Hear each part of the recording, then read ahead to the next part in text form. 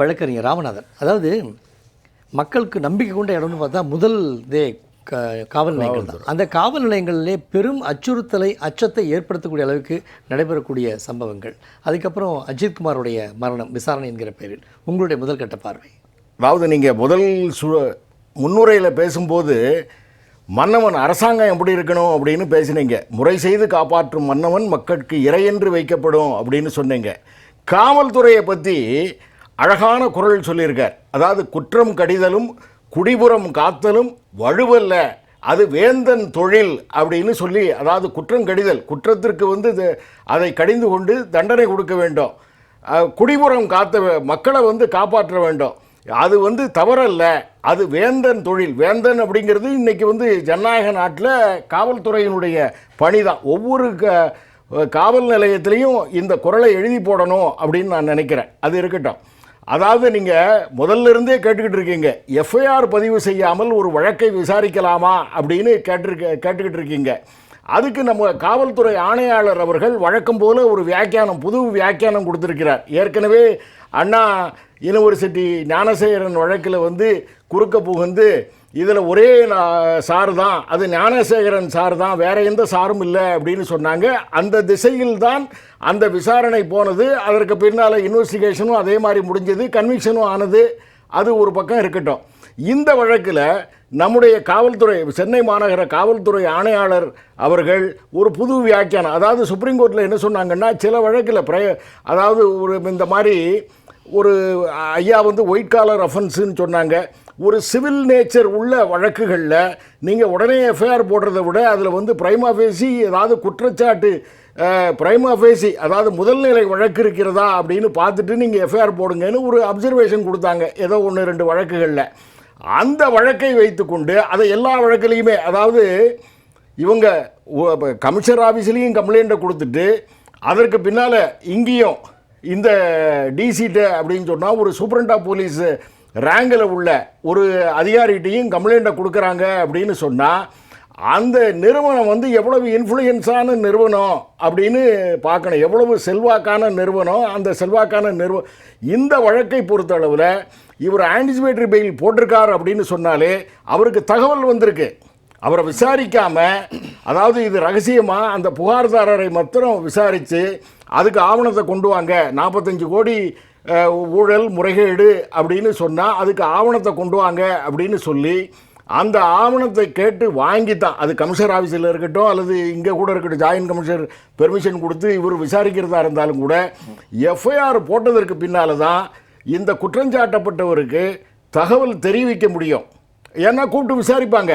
இல்லாமல் அவங்க கூப்பிட்டு ஒரு தடவை 2 தடவை மிரட்டுறதுக்கு காரணமே என்ன அப்படின்னு சொன்னால், எஃப்ஐஆர் போடாமலே மிரட்டி எவ்வளவு செட்டில் ஆகிறதோ ஆகட்டும், அது நிறுவனத்திற்கு எவ்வளவு செட்டில் ஆகிறதோ, காவல்துறை அதிகாரிகளுக்கு எவ்வளவு செட்டில் ஆகிறதோ அப்படின்னு பார்த்து அந்த செட்டில்மெண்ட்டுக்காகத்தான் இப்படி முறைகேடான விசாரணையை நடத்துகிறாங்க. இல்லைன்னா அதாவது அன்பான விசாரணையும் இருக்கும். அதாவது இவர் அடிச்சிருப்பாங்களான்னு எனக்கு தெரியல, ஆனால் அஜித்குமார் நம்ம நிலைமை தான் உனக்கும் வரும், இந்த அக்யூஸ்டு செத்து போனால் என்கவுண்டரில் இந்த நிலைமை தான் வரும் அப்படின்னு சொல்லி நிச்சயமாக மிரட்டி இருப்பார்கள். அதில் ஆன்டிசிபேட்டரி பெயிலில் போடுறாரு அப்படின்னு சொன்னால் ஒரு வாய்தா 2 வாய், இது என்னென்னா அங்கே போய் என்ன ரிப்போர்ட் பண்ணுவாங்கன்னா, நோ எஃப்ஐஆர் ரெஜிஸ்டர்டு, எந்த விதமான குற்றமும் பதிவு செய்யப்படவில்லை அப்படின்னு சொல்லும்போது அப்போது ஒரு வாய்தா கொடுக்குறாங்க. அந்த வாய்தாவை வைத்துக்கொண்டு அவர் பயந்து போய் அவர் தூக்கிட்டு தற்கொலை செய்து கொண்டார் அப்படின்னு சொன்னால், யாருமே ஒரு லாஜிக்கு பிறங்கை மாறா ஒரு கையை கட்டிக்கொண்டு ஒரு தூக்கில் தொங்கவே முடியாது. அந்த மாதிரி ஒரு பிறங்கை மாறாக அவரே கட்டிக்கொண்டு யாராவது உதவி இல்லாமல் எப்படி ஒரு பின்பக்கம் கையை கட்டிக்கொண்டு அவரே அந்த தூக்கு கயிற்றை கழுத்தில் மாட்டிக்கொண்டு அதில் தொங்க முடியுமா? இந்த சிமெண்ட் மூடைகள் அந்த தூக்கு கயிறுக்கு நேராக இல்லை, எங்கேயோ அந்த மூடைகள் இருக்கிறதே தவிர அந்த சேரோ அல்லது சேரு இல்லவே இல்லை. அந்த சிமெண்ட் மூடைகள் அந்த தூக்கு கயிறுக்கு நேராக இல்லை. இந்த வழக்கிலையும் கூட இதற்கு அதாவது investigation is a prerogative of the investigation officer அப்படின்னு சொல்லுவாங்க. ஐயா வில்சன் ஐயா சொன்ன மாதிரி இது காவல்துறை அதிகாரியினுடைய அந்த விசாரணை அதிகாரியினுடைய அதிகார வரம்பில் நீதிமன்றங்கள் கூட தலையிட முடியாது. ஏனென்றால் எந்த திசையில் விசாரணை போகணும் அப்படின்னு சொல்லி ஒரு டைரக்ஷனை சுப்ரீம் கோர்ட்டோ ஹைகோர்ட்டோ எந்த நீதிமன்றமே கொடுக்க மாட்டாங்க. ஆனால் இந்த கமிஷனர் அவர்கள் இந்த வழக்கில் இந்த மாதிரி இது வந்து பார்த்தா தற்கொலை மாதிரி தான் தெரியுது, இப்படியெல்லாம் ஒரு விசாரணை நடந்து கொண்டிருக்கும் போது, அதாவது இன்னமும் போஸ்ட்மார்ட்டம் ரிப்போர்ட் வருவதற்கு முன்னாலேயே இது வந்து பார்த்தால் தற்கொலை போல தான் தெரிகிறது, இது வந்து கொலை இல்லை, இப்படியெல்லாம் எப்படி சொல்ல முடியும்? போலீஸ் வரிந்து கட்டி கொண்டு தன்னால சொல்றாங்க. ஆமாம், வரிந்து கட்டி கொண்டு சொன்னால் எந்த இன்வெஸ்டிகேஷன் ஆஃபீஸரும் இந்த திசைக்கு மாறாக, இந்த டைரக்ஷனுக்கு மாறாக அவரால் விசாரணை செய்யவே முடியாது. கையை கட்டி போட்ட மாதிரி இருக்கும். எப்படி ஒரு இன்ஸ்பெக்டர் வந்து இது ஒரு தற்கொலை வழக்கை வந்து விசாரிக்கிறாருன்னு வச்சுங்க, எப்படி தற்கொலை வழக்கை விசாரிக்கிறாருன்னா இது கொலையாக திருநாட்டுவாக அவர் சார்ஜ் ஷீட்டு போடுறதுக்கு அவருக்கு பயமாக இருக்கும். ஏன்னா ஒரு கமிஷனர் வந்து இந்த மாதிரி ஒரு டைரக்ஷனை கொடுத்தாருன்னா, அதாவது அவர் வந்து கருத்து தான் சொல்கிறாரு, அந்த கருத்து அந்த விசாரணையினுடைய திசை வழியை தீர்மானிக்கும். இப்போ கருத்து அப்படின்னா அவங்க தகவல் அறிக்கையில் பதிவு செய்ய போகிறது இப்படி தான் இருக்கும். இப்படி தான் இருக்கும். முதல் தகவல் அறிக்கை எப்படி வேணாலும் பதிவு செய்யலாம். நாளைக்கு விசாரணை முடிந்து அந்த ஃபைனல் ரிப்போர்ட் போடும்போது என்ன ஃபைனல் ரிப்போர்ட் போட முடியும்?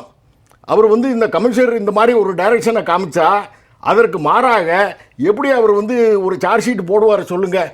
அதாவது இது கொலை தான் அப்படின்னு சொல்லி அந்த சார்ஜ் ஷீட் போடுவதற்கே அந்த விசாரணை அதிகாரிக்கு பயமாக இருக்கும். இப்படி ஒரு அச்சத்தை ஏற்படுத்தக்கூடிய வகையில் தான் ஒவ்வொரு வழக்கிலையும் சென்சிட்டிவ் வழக்குகள்லாம் இந்த மாதிரி கமிஷனர் வலிந்து கட்டி கொண்டு ஒரு பேட்டியை கொடுக்கிறார் அப்படின்னு எனக்கு தோணுது. அதனால் இது வந்து தவறான போக்கு.